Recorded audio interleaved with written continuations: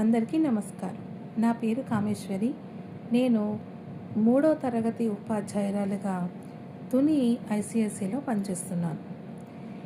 ఈరోజు నేను చెప్పబోయే పుస్తక సమీక్ష పేరు ధీర సమీరే గంగా తీరే. దీనిని రచించిన వారు రవి మంత్రి. ఈయన రచించిన మొట్టమొదటి పుస్తకం నాకు బాగా నచ్చిన పుస్తకం అమ్మ డైరీలో కొన్ని పేజీలు. ఈ నవల చదవగానే ఎంతో ఉత్సాహంగాను, ఆయన ఏమవుతుందా ఏం జరుగుతుందనే ఆతృతతో ఒక్క రోజులో పూర్తి చేసిన పుస్తకం అది. అలాంటిదే ఆయనదే ఈ ధీర సమీరే గంగా తీరే నవల. దీన్ని కూడా చదివినప్పుడు మొదట చాలా ఒక ఆడదానికి తను ఏ విధంగా కష్టపడినా కూడా ఆ సమయానికి అది ఇప్పుడు ఉన్న సమాజంలోని ఆడవాళ్ళకి సంరక్షణ లేదు. అలాంటి వాళ్ళు ఎందుకు పనికి రాకుండా ఆత్మాహుతి చేసుకోవడం ఇలా జరుగుతున్నాయి. కానీ ఈ కథ ద్వారా ఈ నవల ద్వారా ఏంటంటే, ఆడవాళ్ళు ఏ విధంగా బయటికి ప్రపంచానికి తన మొహాన్ని ఏ విధంగా చూపించుకోగలరు, అసలు వాళ్ళు చేసిన వాళ్ళ ప్రమేయం లేకుండా జరిగే విషయాన్ని వదిలి నలుగురిలో ఉంటూ సమాజంలో ఒక ఉన్నత స్థానంలోకి తీసుకువెళ్ళే ఈ కథ, ఈ నవల. ఇందులో ముగ్గురు మధ్య ఈ నవల జరుగుతుంది. మొదటిది సమీర. ఈ సమీర అనే అమ్మాయి చాలా నెమ్మదస్తురాలు. తను అనుకున్నది సాధించే వరకు నిద్రపోకుండా అహర్నిశలు పోరాడే అమ్మాయిగా కవి ఈ పాత్రని చిత్రించడం జరిగింది. తర్వాత నీరజ.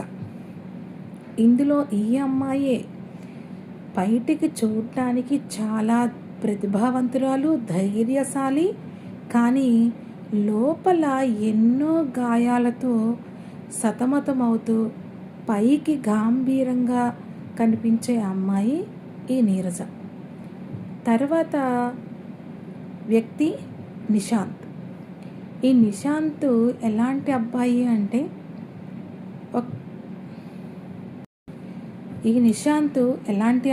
అంటే ఒక మంచి అమ్మాయికి స్నేహితుడిగా ఉంటే ఏ విధంగా తను వంతు సాయం చేస్తాడో, ఎలాంటి సలహాలు ఇస్తాడో అన్నది ఒక పాత్రగా తను ఉన్నాడు. తర్వాత ప్రేమిస్తే ఆ అమ్మాయి కోసం తన బంధాన్ని ఏ విధంగా నిలుపుకుంటాడో, ఎలాంటి సహాయం చేస్తాడో, ఒక మంచి వ్యక్తిగా తన తోడుంటూ తన వివాహ జీవితానికి అందమైన ఒక వ్యక్తిగా ఆ అబ్బాయిని చిత్రించడం జరిగింది.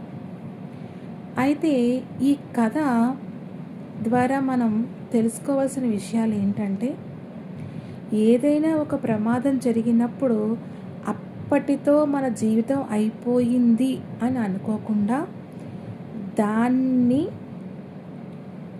ఓర్చుకుని ముందుకు వెళుతూ